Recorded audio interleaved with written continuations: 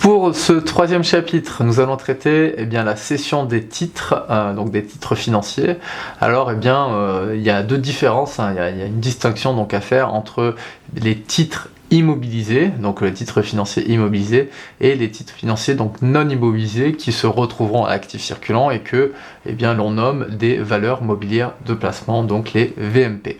Alors les distinctions elles se font dans le traitement comptable, donc c'est bien pour cela que nous allons donc distinguer ces deux traitements.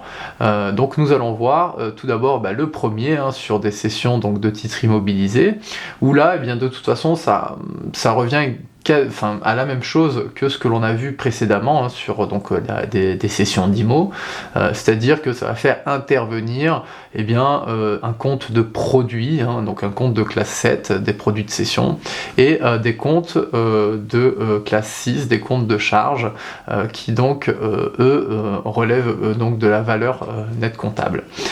Donc pour ce principe-là, pareil, on a d'abord un flux monétaire à traiter, et ensuite un flux réel, donc comme ce que l'on vient de voir depuis le début du cours.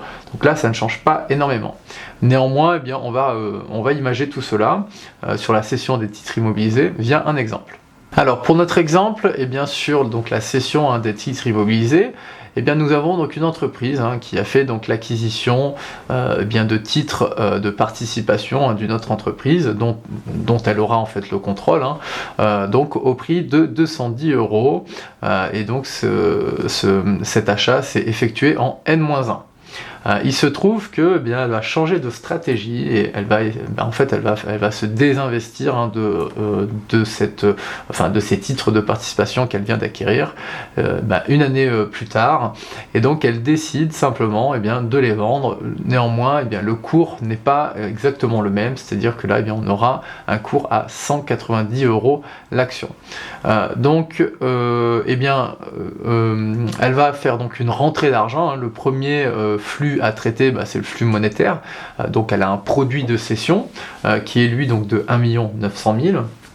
Et on nous dit également que il y a donc 2% qui sont liés donc à des commissions bancaires, donc liées tout simplement en fait au phénomène de transaction, de traitement de la transaction. Et il faut pas oublier que il y a de la TVA sur ces commissions-là. Donc nous savons d'ores et déjà que au niveau du flux monétaire, il y a un produit de cession, donc qui sera enregistré sur le compte de résultat, dans un compte de classe 7, qui est donc pour 1 900 000. Ce qui veut dire que il faut que l'on regarde au niveau du débit, ce qui va rentrer réellement en banque, ce qui est compris aussi dans les commissions bancaires, et la TVA donc sur cette commission bancaire là. Il se trouve que quand on enlève donc les 2%, ça nous fait donc 38 000 €. Nous avons donc la TVA aussi donc à considérer sur cette commission là, donc qui est de 7 600 €. Donc ça c'est tout simplement le montant que l'on va devoir enlevé au 1 900 000, donc les 38 000 plus les 7 600, ce qui nous donne en fait un flux réel monétaire d'entrée sur notre compte de trésorerie exact de 1 854 400 €. Donc une fois que on a traité notre flux monétaire, il va falloir tout simplement sortir ces titres de participation donc de notre bilan. Alors cela, vous connaissez le principe, c'est exactement la même chose que une immobilisation corporelle, c'est-à-dire que on va venir donc débiter notre valeur comptable. Ici donc on a 2 100 000. Et au crédit, donc pareil, on vient créditer les 2 100 000. Par contre, ce qu'il faut faire, c'est qu'il faut que l'on annule tout simplement la dépréciation qui avait été effectuée donc l'an dernier. Et l'an dernier, il y a eu une dépréciation qui s'est faite donc de 80 000 €. Et donc pour le coup, pour annuler cette dépréciation, il va falloir que l'on fasse une reprise sur dépréciation. Donc la reprise, ça indique tout simplement l'utilisation d'un compte 7, d'un compte donc de produits, donc pour 80 000 €, et on vient annuler tout simplement notre dépréciation en utilisant donc un compte de classe 2 et 9 en deuxième position, puisqu'il s'agit de dépréciation, pour le montant de 80 000 €. Et donc c'est tout simplement le compte de dépréciation de titres financiers. Pour le traitement des cessions de VMP, donc qui figurent à l'actif circulant. Alors, là, le traitement va être différent, tout simplement parce que ce ne sont pas les mêmes numéros de compte et pas le même traitement comptable qui va être utilisé. Simplement ici, si vous voulez, avant de faire notre traitement comptable, nous avons un calcul arithmétique à faire. Donc à savoir en fait, est-ce que nous avons une moins-value sur ces cessions-là ou est-ce que nous avons une plus-value sur ces sessions-là. Donc simplement, pour le savoir, ça c'est prix de cession moins le prix d'acquisition. Donc si le prix de cession est inférieur au prix d'acquisition, nous aurons une moins-value. Donc dans ce cas-là, on va faire intervenir un compte de charge. Ça va être donc la charge nette sur cession de VMP. Et là, c'est le compte numéro 667. Et à l'inverse, donc si on a un prix de cession qui est supérieur au prix d'acquisition, nous aurons donc à utiliser le compte 767 qui est là donc produit net sur cession de VMP. Donc une fois que on a fait notre calcul arithmétique, c'est simple, à savoir si tout simplement on fait une moins-value ou une plus-value, on va traiter donc comptablement cet enregistrement. Pour cela, nous avons un exemple pour lequel nous allons voir tout de suite. Pour le traitement des cessions de VMP, nous avons notre exemple, l'entreprise qui a acquis 50 actions au prix de 485 € et qui les vend donc au prix de 450 € unitaires. Ici nous avons une moins-value, donc ce qui veut dire que ça implique un compte de charge nette sur cession qui est donc le compte numéro 665. Donc dans un premier temps, nous allons traiter notre flux monétaire, entré donc en banque. Ici, ce qu'il faut faire aussi et ne pas oublier, c'est que nous avons un taux de commission qui est de 4%, donc par rapport au prix de cession total. Le prix de cession, c'était donc 450 € fois 50, puisqu'on a 50 actions, ce qui nous fait donc un total de 22 500 €. Sur ces 22 500 €, nous avons 4% de commission. Les 4% de commission sont égales donc à 900 €. Sur ces 900 €, nous avons une TVA. La TVA est donc de 20%, donc 180 €. Donc ici, on vient débiter un compte de TVA collecté. Nous venons aussi débiter des frais sur commission bancaire. Donc là encore une fois, ça va être un compte de classe 6, pour le montant de 900 €. Et simplement le reliquat, donc la différence, 900 plus 180, pour aller donc jusqu'à 22 500 €, ça nous donne 21 420 € qui rentrent réellement dans notre banque, et donc c'est dans notre compte de trésorerie. C'est pour ça que l'on va faire, donc on va impliquer notre compte 512 pour ce montant-là. Donc ici, on vient de traiter tout simplement le flux monétaire, et ce qui nous reste à faire, c'est de traiter le flux réel, c'est-à-dire la sortie en fait de ces VMP de notre bilan. Pour donc traiter le flux réel, pour sortir nos VMP de notre bilan. Alors pour sortir, simplement ici nous allons donc utiliser encore une fois notre compte 665, donc les charges nettes sur cession. Pour le coup, le montant sera le montant d'acquisition.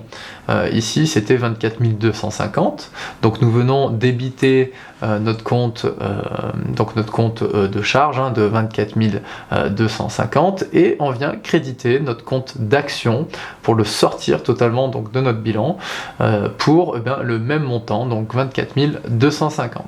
Ce qu'il ne faut pas oublier lorsque on fait des sorties de notre bilan, les sorties donc de notre actif, c'est de traiter les éventuelles dépréciations.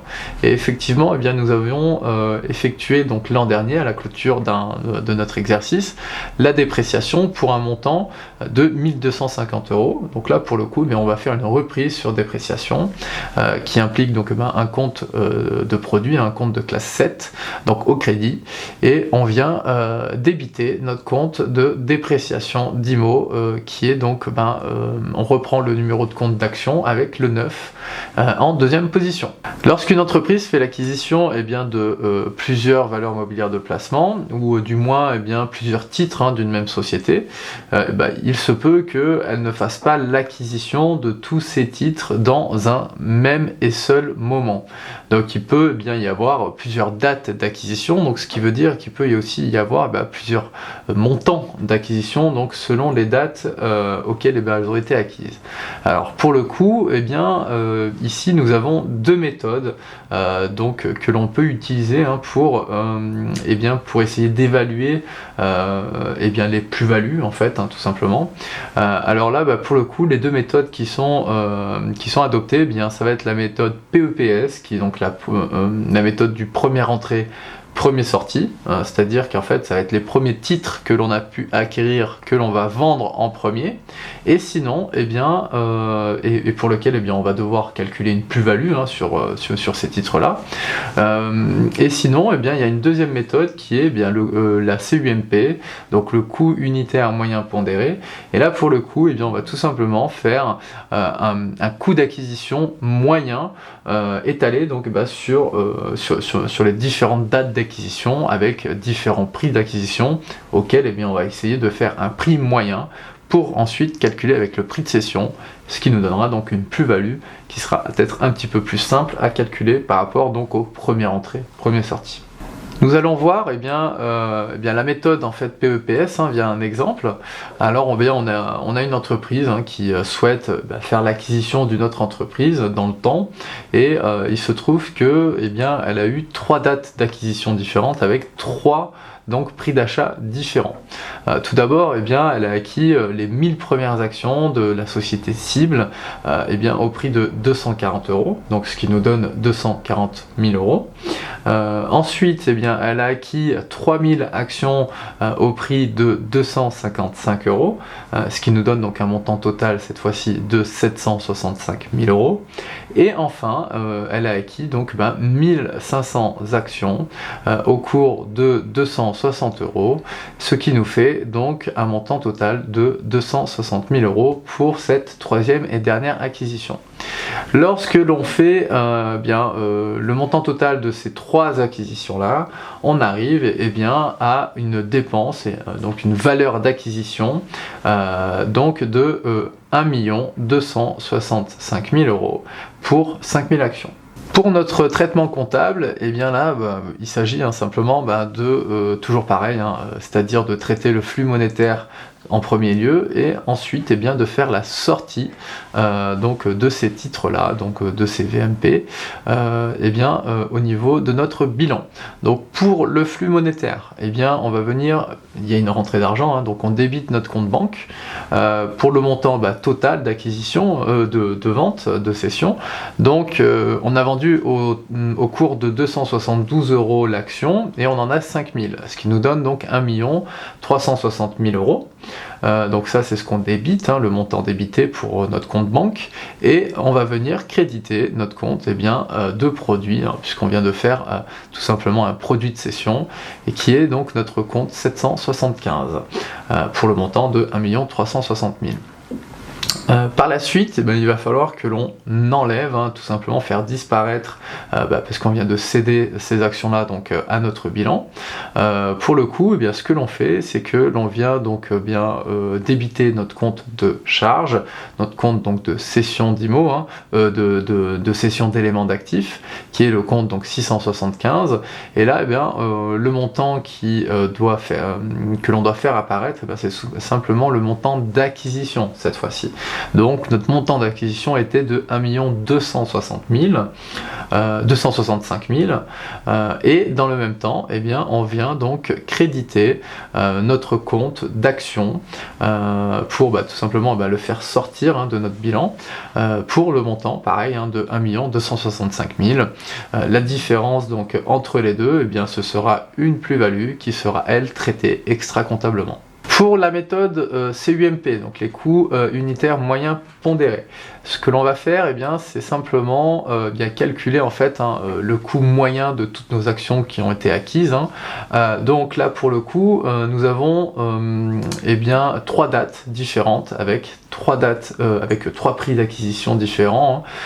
Donc simplement, ce que l'on fait, c'est que l'on va multiplier le nombre d'actions par le prix des actions à la date d'acquisition. Donc quand on fait le total, on se rend compte que on revient à 81 600 € pour 200 actions. Donc pour connaître le coût moyen de toutes ces actions-là, ce que l'on fait, c'est que on va prendre les 80 600, donc divisé par 200 actions, puisqu'au final, on a réussi à acquérir 200 actions à la fin des 3 dates d'acquisition, ce qui nous donne un coût moyen pondéré de 408 €. On nous indique que l'on veut vendre, alors pas la totalité, puisque en fait l'entreprise avait effectué tous ces achats-là pour un but de spéculation, vous voyez, on se rend compte que finalement elle a acheté à un coût moyen de 408 € ces 200 actions, alors que elle décide de vendre 150 actions, alors pas la totalité, mais 150, les 3/4, pour le prix de 392 €. Donc effectivement là elle aura une moins-value. Mais ce qu'il faut donc ici, c'est de traiter l'enregistrement comptable. Simplement on va faire 150 multiplié par 392, ce qui nous donne notre prix de cession. Ce prix de cession là est égal à 58 800 €. Et quand on regarde la valeur d'entrée de ces 150 actions à 408 €, ça nous donne donc 61 200 €. Donc on traite tout d'abord notre flux monétaire d'entrée. Alors ici on avait 58 800 € qui rentrent en banque, puisque on vend les 150 actions à 408 € en coût moyen unitaire pondéré. Et donc on vient débiter notre compte banque de 58 800 € et on vient créditer notre compte de charge nette sur cession d'éléments d'actifs cédés, donc de VMP, tout simplement parce qu'on a fait une moins-value. Alors pour le coup, là encore une fois, ce sera le montant de 58 800 € parce que c'est la contrepartie. Ce que l'on fait dorénavant, c'est qu'on va traiter la sortie de ces 150 actions de notre bilan, de notre actif.